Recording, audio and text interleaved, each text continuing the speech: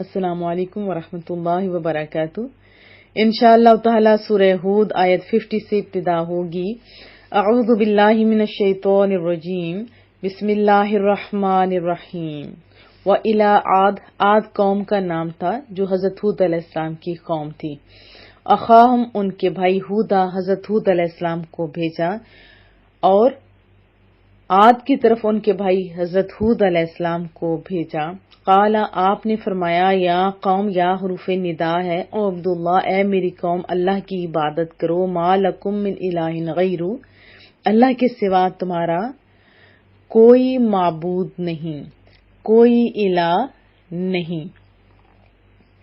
ان انتم الا مفترون، ان نہیں، انتم تم، الا مگر، مفترون، مفتری ہوتے ہیں ایسے بہتان باندھنے والے، الزام لگانے والے۔ فرمایا کہ نہیں ہو تم مگر بہتان باندھنے والے، یعنی تم صرف بہتان باندھنے والے ہو۔ بہتان یہی ہے نا کہ اللہ کے بیٹے ہیں، یہ ہے وہ ہے، تو اس طرح شرک جو ہے آپ خواہ مخواہ کے بنائے بیٹھے ہو۔ ہم نے تو پڑھا ہے نا، ہمارا کیا عقیدہ ہے، قل هو اللہ احد، اللہ ایک ہے، نہ اس کا باپ اور نہ ہی اس کا بیٹا۔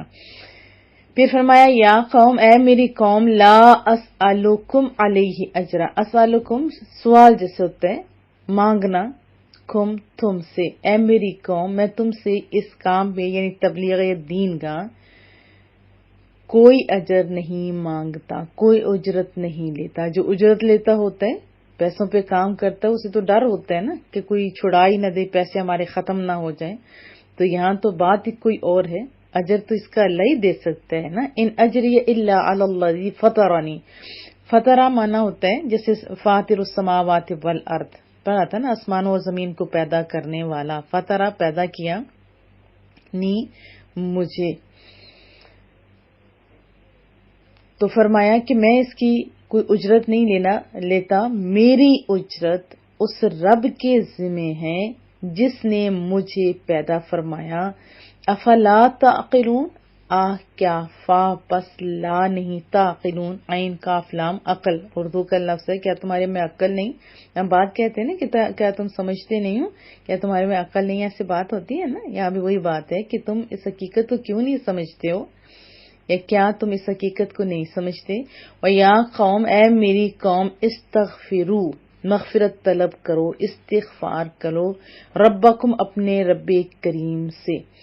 اے میری قوم، اپنے رب سے مغفرت طلب کرو، پھر دل و جان سے، ثم توبوا الیہ، اس کی طرف رجوع کرو، یرسل السماء، اب مغفرت طلب کرنے کا، استغفار کرنے کا جو ایک نبی فرما رہا ہے، تو پھر آگے اس کا فائدہ بھی بتایا جا رہا ہے۔ فرمایا کہ اگر تم توبہ کرتے ہو، رب کریم کی طرف دل و جان سے رجوع کرتے ہو، یرسل، ارسال کرنا، بھیجنا، یرسل السماء علیکم مدرارا، مدرارا مبالغہ کا صیغہ ہے، لفظی معنی ہے کثرت سے بہنا، بہت برسنا، بہت بہنے والا۔ جیسے اردو میں کہتے ہیں نا موسلا دھار بارش، تو پہلا فائدہ وہ اللہ تمہاری طرف آسمان سے موسلا دھار بارش اتارے گا، برسائے گا، بھیجے گا۔ اب بارش ہوگی تو فصلیں زیادہ ہوں گی، فائدہ ہے نا انسانوں کے لیے، جانوروں کے لیے، چرند پرند ہر ایک کے لیے۔ وَيَزِدْكُمْ قُوَّةً إِلَىٰ قُوَّتِكُمْ، یزد اردو کا ہی لفظ ہے زیادہ کرنا، قوت بھی اردو کا لفظ ہے طاقت کو کہتے ہیں، اور تمہیں قوت میں تمہاری قوت سے بڑھا دے گا، فصلیں زیادہ ہوں گی، مال زیادہ ہوگا، بچے زیادہ ہوں گے۔ اور اسی آیت سے استدلال کرتے ہوئے بہت سارے لوگ کہتے ہیں کہ آپ استغفار کریں، بارش نہ ہو تو تب بھی کریں، بچے نہ ہو تو تب بھی کریں، انشاءاللہ وضاحت میں مزید پڑھتے ہیں۔ وَلَا تَتَوَلَّوْا مُجْرِمِينَ، تتولوا یعنی منہ موڑنا، مجرمین اردو کا لفظ ہے، جرم کرتے ہوئے اور نافرمانی کرتے ہوئے، گناہ کرتے ہوئے، جرم کرتے ہوئے اللہ تعالی سے منہ نہ موڑو۔ یہ اپنی قوم کو سمجھایا جا رہا ہے۔ اب قوم کیا کہتی ہے؟ قالو، انہوں نے کہا، یا ہود، اے ہود، ما جئتنا ببینہ، ما جئتنا، تو نہیں لے کے آیا ہمارے پاس، ببینہ، بین آپ جانتے ہیں، بہت دفعہ پڑھ چکے ہیں۔ واضح دلیل کو کہتے ہیں، اب پیچھے سارا سمجھا چکے ہیں کہ ہاتھوں سے بنے ہوئے جو بت ہیں وہ خدا نہیں ہو سکتے، اور بہت سارے بھی نہیں ہو سکتے، نہیں تو وہ آپس میں لڑ لڑ کے مر جائیں۔ ایک ہی خدا ہے، سارا سمجھایا، دلائل بھی دیے، سب کچھ ہوا، پھر بھی کیا قوم کہتے ہیں وہ تو ہمارے پاس کوئی دلیل ہی نہیں لے کے آیا۔ جب بندہ انا ہو جاتا ہے تو ایسے ہی کہتے ہیں، پھر وہ دلیلیں مانگتے ہیں، 100 بھی دیں تو تب بھی کہتے ہیں کون سی دلیل لے کے آئے ہو جی، ظاہر ان کی مرضی کے مطابق دلیل نہیں نہ ہوتی۔ وما نحن بتارکی، ترک کرنا، چھوڑنا، آلہتنا، اپنے معبودوں کو، عن قولک، تیرے کہنے سے، یعنی تیرے کہنے سے ہم کیسے ہی باز آ سکتے ہیں۔ کیا کہنے لگے کہ اے ہود، تو ہمارے پاس کوئی دلیل نہیں لایا، اور ہم اپنے خداؤں کو تمہارے کہنے سے چھوڑنے والے نہیں ہیں۔ وما نحن لک بمؤمنین، اور ہم تجھ پر ایمان لانے والے نہیں ہیں، یعنی مومن بننے والے نہیں ہیں، ایمان لانے والے نہیں ہیں۔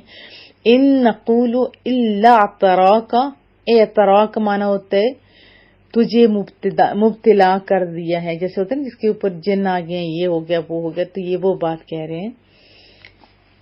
بعد آلہتنا، یعنی جو ہمارے بہت سارے خدایوں میں سے کسی خدا نے تمہیں مبتلا کر دیا بھی، سو بھی آپ جانتے ہیں، پیچھے برائی کے پڑھ چکے ہیں، خلل، جیسے دماغ میں خلل ڈال دیا، برائی ڈال دیا ایٹسٹرا۔ ہم تو یہی کہیں گے کہ تجھے ہمارے کسی خدا نے دماغی خلل میں مبتلا کر دیا ہے۔ قالا، انہوں نے کہا، انی، میں، کس نے؟ حضرت ہود علیہ السلام اب فرمانے لگے کہ بے شک میں اشہد اللہ، کہ میں اللہ تعالیٰ کو گواہ بناتا ہوں، وشہدو، اور تم بھی گواہ رہنا، انی، کہ بے شک میں، بری بھی اردو کا لفظ ہے، بری ذمہ ہونا، بیزار ہونا، بری ہو جانا، ایک تو آزادی کے معنوں میں بھی لیا جاتا ہے، تو یہاں مراد بیزاری ہے، مما تشرکون، جو تم شریک ٹھہراتے ہو، ان سے بری ہوں، بیزار ہوں۔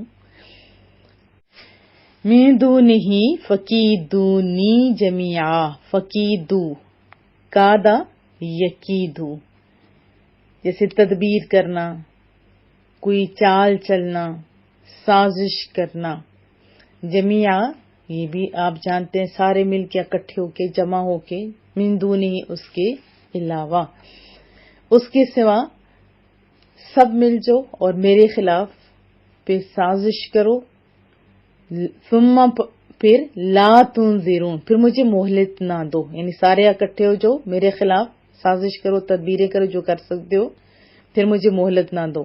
انی، بے شک میں، توکلت علی اللہ، تافش تو کا معنی ہوتا ہے میں نے اللہ پر بھروسہ کر لیا ہے، یہی ہمارا عقیدہ ہے، ربی، جو میرا رب ہے، ربکم، اور تمہارا رب ہے، بلا شبہ میں نے اللہ تعالیٰ پر جو میرا بھی اور تمہارا بھی رب ہے، اس پر کیا کیا؟ توکل کیا، کیا کیا؟ توکل کیا، بھروسہ کیا۔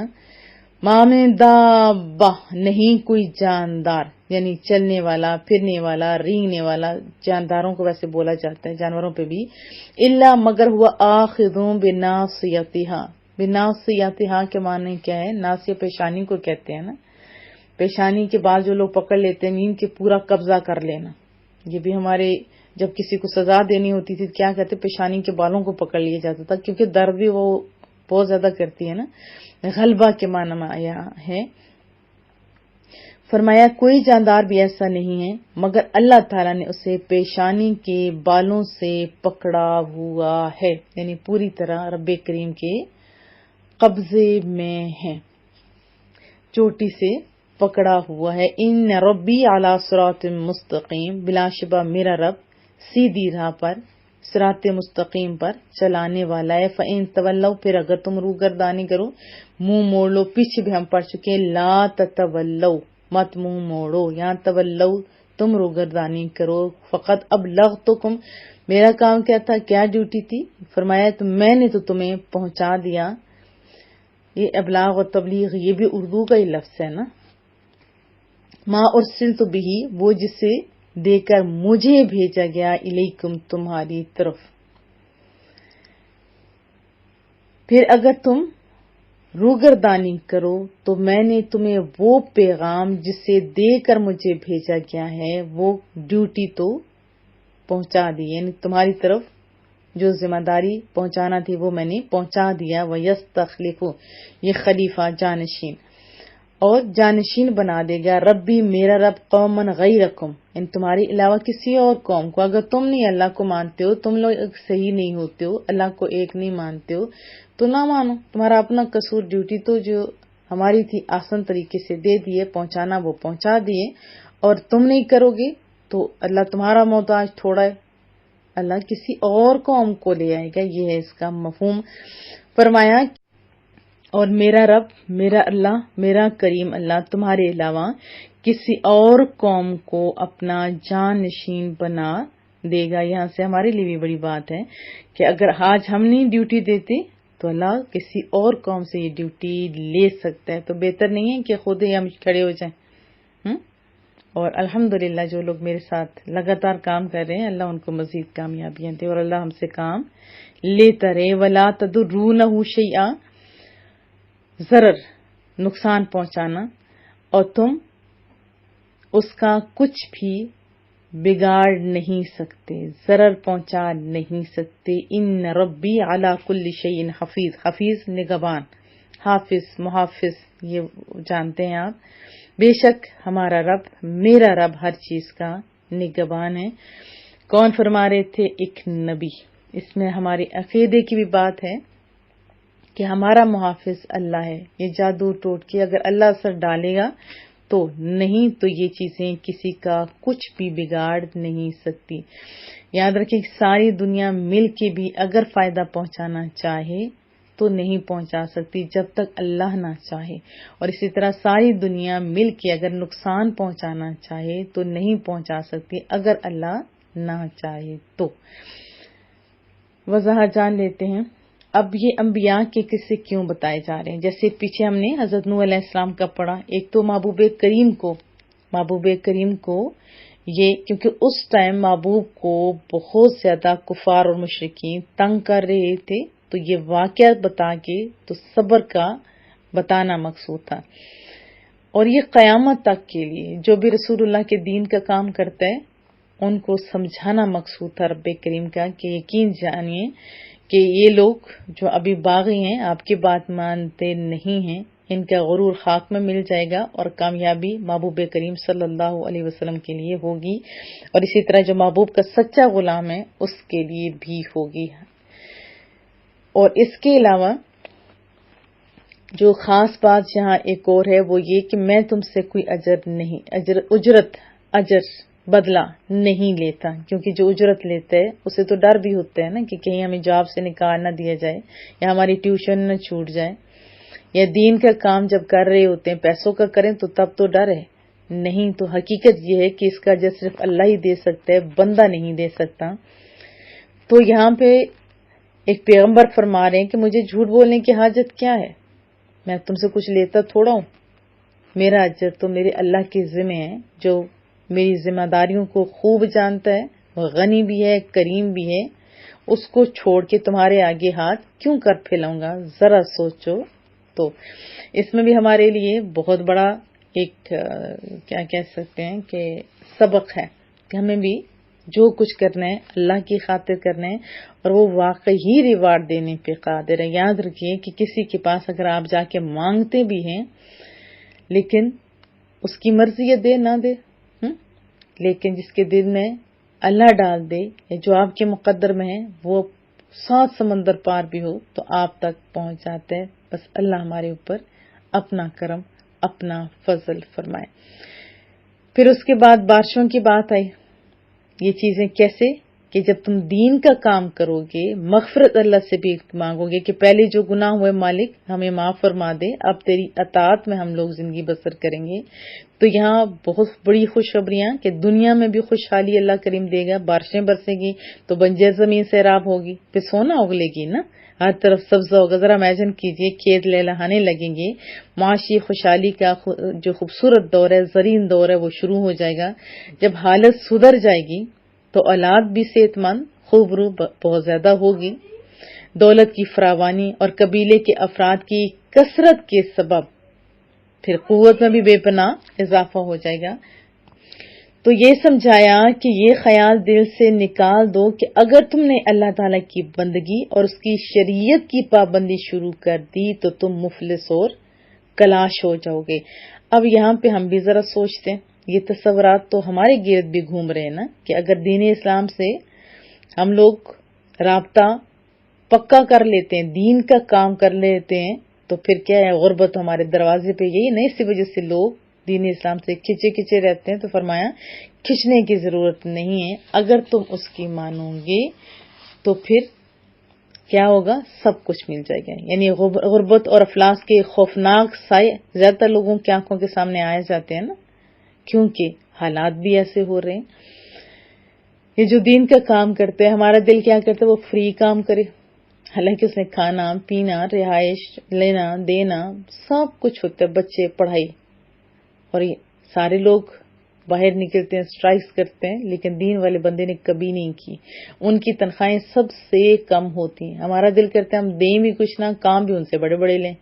پھر کون ایسے کر سکتا ہے بغیر کھائے پیے؟ ایک جبریل امین ہی یہ کام کر سکتے ہیں۔ تو دین کا کام جب بندہ کرتا ہے تو اللہ یقین مانیے برکات ڈالتا ہے۔ لوگوں کے 10-10 ہزار 10-10 لاکھ میں وہ برکت نہیں ہوتی جو دین والا بندہ ہے ان کے چند سوؤں کے اندر ہوتی ہے۔ اللہ بس یہ برکات اور اخلاص جاری رکھے۔ اور اہل کفر کا جو انداز تھا شروع سے یہی ہے، انہوں نے کیا صاف صاف کہہ دیا کہ تم نے تمہارے سامنے اے ہود کوئی دلیل رکھی تو ہے ہی کوئی نہیں، اگر دلیل ہوتی تو ہم آپ کی بات کو مان لیتے، اور نہ ہم اپنے خداؤں کو چھوڑیں گے، کیونکہ آپ کی دعوت ہمارے دل و دماغ پر تو اثر ہی نہیں کر رہی۔ اس طرح ہمارا ٹائم نہ ضائع کرو اور اپنا بھی ضائع مت کرو۔ آج کے دور میں بھی ایسا ہی ہوتے ہیں، جو کہا جاتا ہے وہ دلیلیں مانگ رہے ہیں، یقیناً اس کے پاس دلیل ہوگی، ایسا نہیں ہوتا، بس ذہن میں شک ڈالنے کے لیے ایسی باتیں کی جاتی ہیں، اور وہ اپنے غلط عقائد نہیں چھوڑتے اور صحیح مانتے بھی نہیں ہیں۔ یہ رویہ قیامت تک رہے گا۔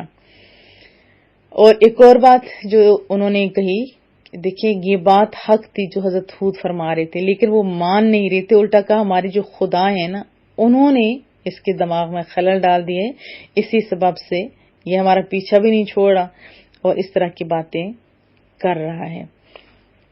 استغفر اللہ استغفر اللہ۔ تو پھر آپ جلال میں آگے فرمایا تم میری سچی باتوں کو نہیں مانتے ہو تو میرا گواہ اللہ ہے اور تم بھی، لیکن میں تمہارے سامنے اعلان جن کے کہہ رہے ہو نا کہ ان کی وجہ سے میرا یہ حال ہو گیا، ان سے لا تعلقی کا اظہار کرتا ہوں۔ تعلق تو پہلے بھی نہیں تھا لیکن ابھی مزید کہہ دیا۔ اور پھر جو اور اس سے بھی پیاری بات فرمایا کہ میرا جو اہم اعلان ہے سنو، سارے تم بھی مل جاؤ، تمہارے خدا بھی میرے خلاف ہو جائیں، میں کسی سے رحم کی التجا نہیں کرتا، ہاں اکٹھے ہو جاؤ، مجھے مہلت نہ دو، لیکن سن لو میرا بال بیکا نہیں ہو سکتا۔ کیونکہ ہمارا بھی عقیدہ کیا ہے، غالب کون ہے، کون طاقتوں والا ہے، رب کریم ہے۔ کون ہے؟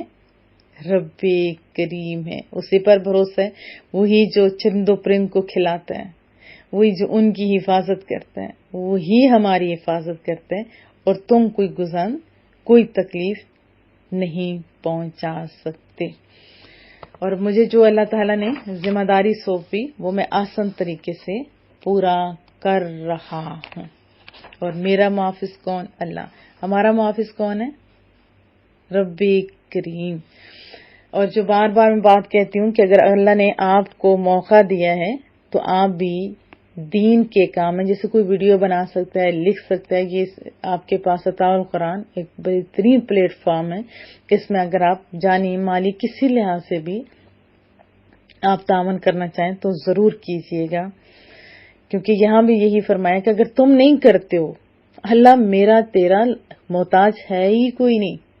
یہاں پہ کیا فرمایا؟ اور قوم کو لے آئے گا، تم لوگوں کو پیچھے کر دے گا۔ تو یہ کتنے دکھ کا مقام ہے، اور پھر قرآن کریم میں ہے جو قوم محنت کرتی ہے اللہ اس سے ریوارڈ دیتا ہے، یہ نہیں دیکھتا یہ حق پہ یہ باطل پہ. ہاں فتح حق کی ہوتی ہے، لیکن اللہ چونٹیوں سے بھی کام لے سکتے. ذرا احادیث پڑھ کے دیکھیے، محبوب کی دعوت جب ہو رہی تھی تو یہ جو بت تھے انہوں نے بھی کہا تھا ہماری طرف کیوں آتے ہو، جو محمد صلی اللہ علیہ وسلم آئے ان کے پاس جاؤ، ان کے ہاتھ پر ایمان لے کے آؤ. تو اللہ جب چاہتا ہے ایسے کر سکتے.